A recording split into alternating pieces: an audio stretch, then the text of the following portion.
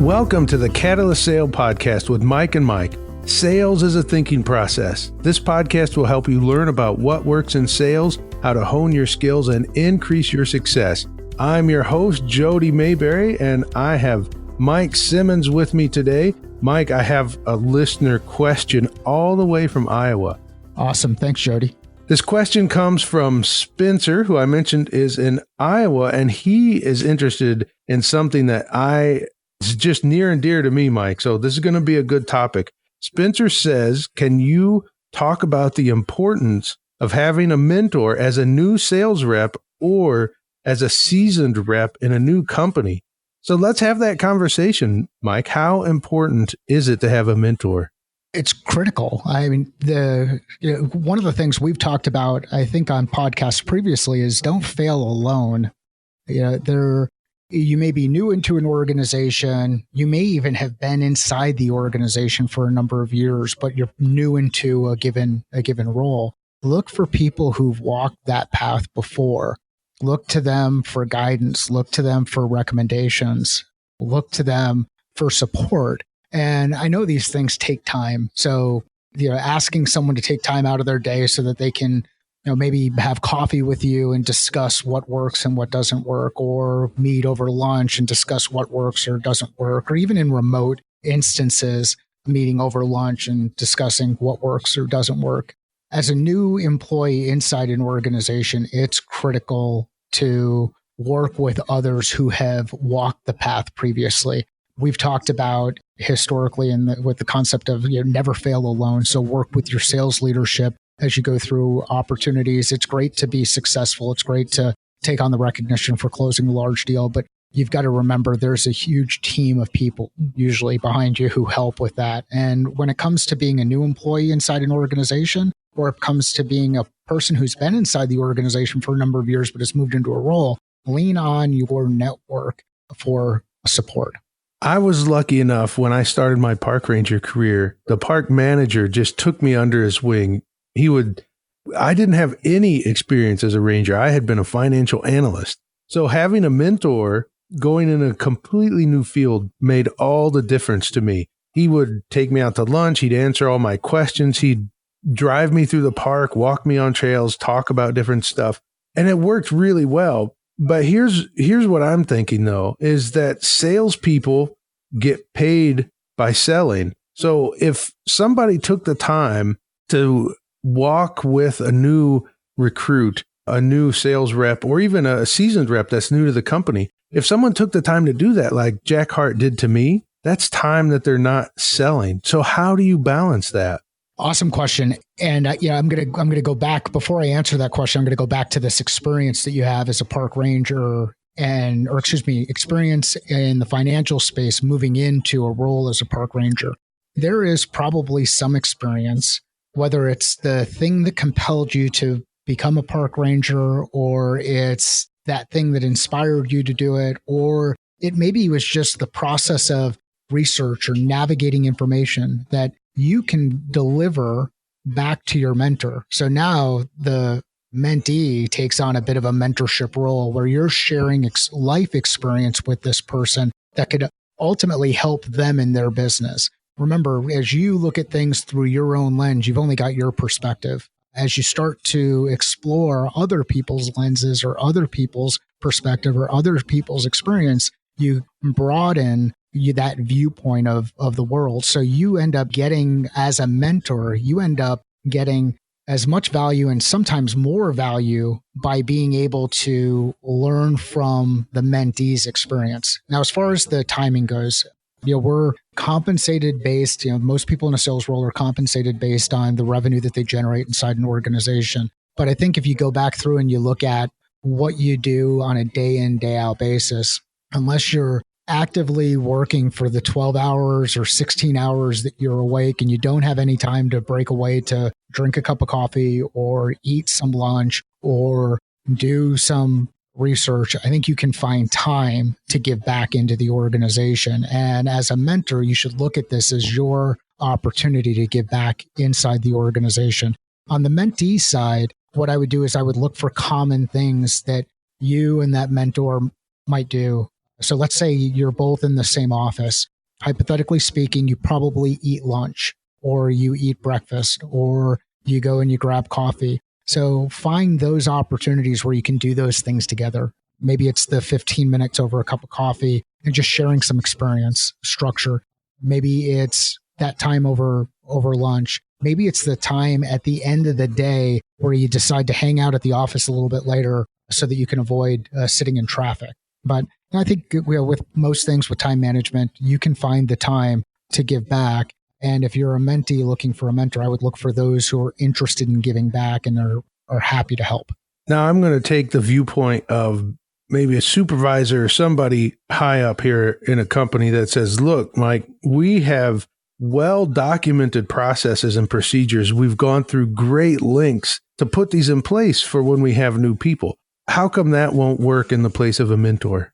Well, I think of all of the documents that I'll read through that talk about all the process. Actually, we were out meeting with an organization just a couple of weeks ago, and they've got a 17,000 page document that they refer to in their business. And there are people inside the organization who can recite specific pages of that document, but for someone to be able to go through and recite the 17,000 pages would be really difficult. For someone to even remember all of the content inside that 17,000 page document would be really difficult. It's great to think that people can reference information, but when you're referencing information, all you're doing is consuming what someone has, documented, what they've put pen to paper on. That document doesn't give you a chance to interact. It doesn't give you a chance to engage. It doesn't give you a chance to get personal experience. I could read a statement and perceive it in one way. And if I don't have the opportunity to talk with someone about it, I may find out way down the road that I perceived it differently. And when trying to think of a specific example, but let's say that I call a chair, and inside the document, they call it a stool, and someone uses stool in the context of other ways stool could be used. So you're in a doctor's office and you do a stool sample. That's a little bit different than the stool that you might sit on. That went a place I didn't expect. Well, that's what happens when the other mic doesn't join. Yes, I guess so. Well, you have acknowledged we don't have Mike Connor with us again today. So he will be back. He will be back. Well, let me ask this then about mentors. If within an organization, is it important? Does it work best to have a formal mentorship program, or does it work better informally? Another great question. And I would respond by saying it depends. It depends on the culture of the organization. It depends on the type of employees you're bringing into the organization. It depends on what level they're coming into the organization. It also depends on personality type. I tend to be a bit more introverted. I may not go into a room and walk up to someone and ask them for their perspective on some idea or some concept if I didn't have some context previously. So you think about new employees that you bring into the organization who maybe don't feel comfortable reaching out to someone or identifying that buddy that they should work with, or that buddy that they should job shadow. You should have a program in place that helps support that type of person inside your organization because they exist. You've got some people who are going to be really outgoing and really extroverted and are not afraid to raise their hand and ask a lot of questions. They may not need the same kind of formal structure or formal partnering. They may be okay and they may thrive in an informal environment. So I think you've got to look at your organization and you've got to say, this is who we are. These are the type of people that we have inside our organization. And if we need to have more process to support it, great. But process should not impede this thing from being successful. So process for the sake of process is not a good thing. Process to help drive a behavior that you're looking for inside the organization can be a very good thing. Now, I believe it was Jack Welch who said that formal mentorship programs don't always work because people are mentoring because they have to, not because they take an active interest in the person they're mentoring. What do you think about that? Again, another great point and important thing to consider. I think you've got to look at inside your organization who are the people who want to be mentors. Who are the people who are really interested in giving back to the organization? They have this passion about coaching and sharing and helping. But now beyond that passion about coaching and sharing and helping, you've got to make sure they're the right person. So they may be passionate about coaching, sharing, and helping. They just may not have the technical skills or capability or experience to be able to do so. So I think in any organization, you've got to evaluate your team, identify those people where this is a good role for them, and then partner them up with the right folks inside the organization. Become a catalyst to help support the creation of that relationship. If you're forced into doing something and it's not something that you're interested in doing, are you really going to be able to, are you going to provide 100%? Are you going to be completely committed to the relationship?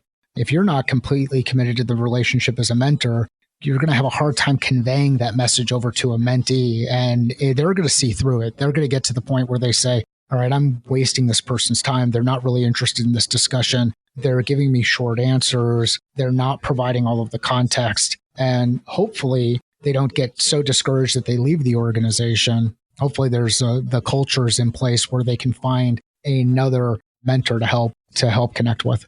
Now, there are organizations out there that don't have a formal mentorship program. Perhaps they don't even talk about it or encourage it or give it any attention at all.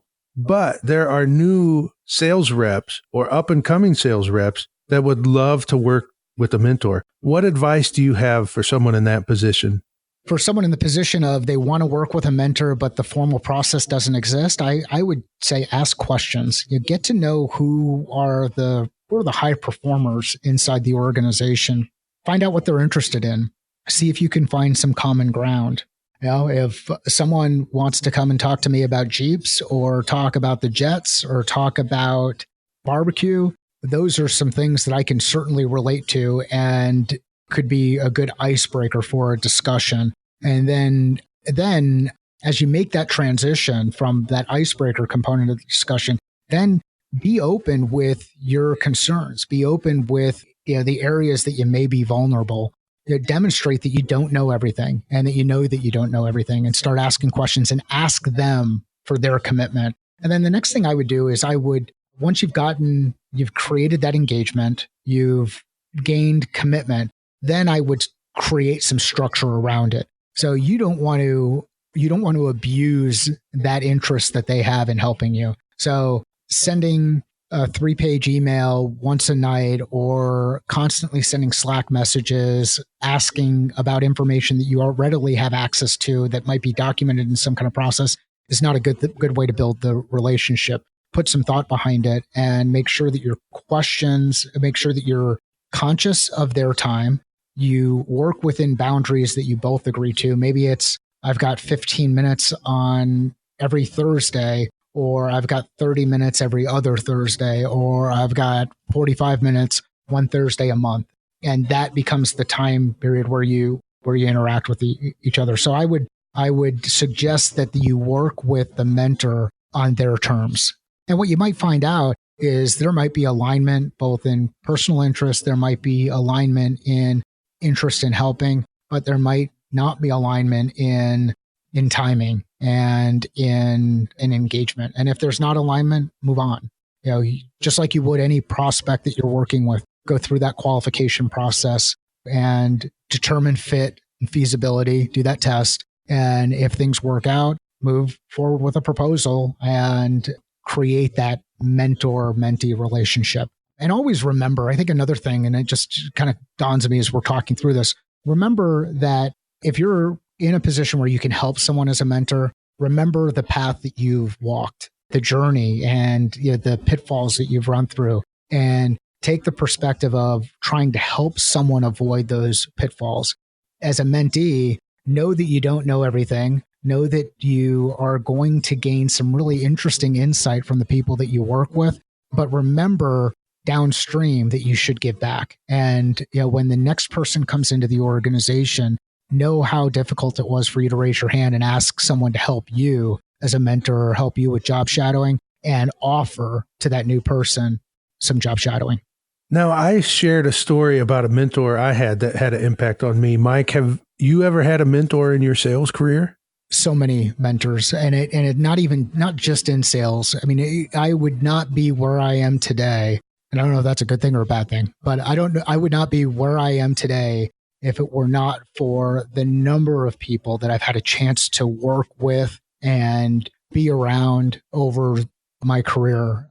Whether you're talking about, so one person, Suzanne O'Brien, was someone I actually worked for and took on a role as a mentor. Yeah, the main thing I took away from her was the ability to manage a very high performing team and let people work in their own lanes and spread their wings and not get in the way of their individual success. Mike McCarg, another person that I had a chance to work with and was a mentor, helped me make that transition from an account consultant, client success type role into an account executive role. Chuck Schluter is a retired colonel, and his experience. One of the comments I've mentioned this before on the podcast: is, "Be bright, be brief, be gone."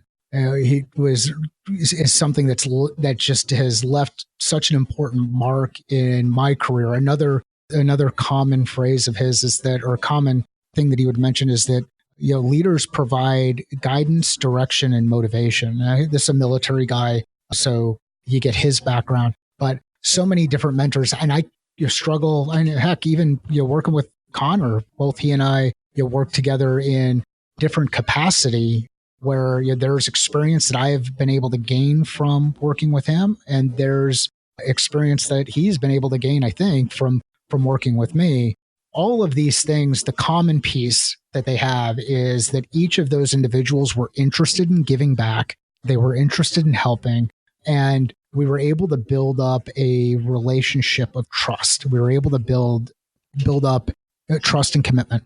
Well, Mike, as we wrap up here, do you have any final words about mentorship?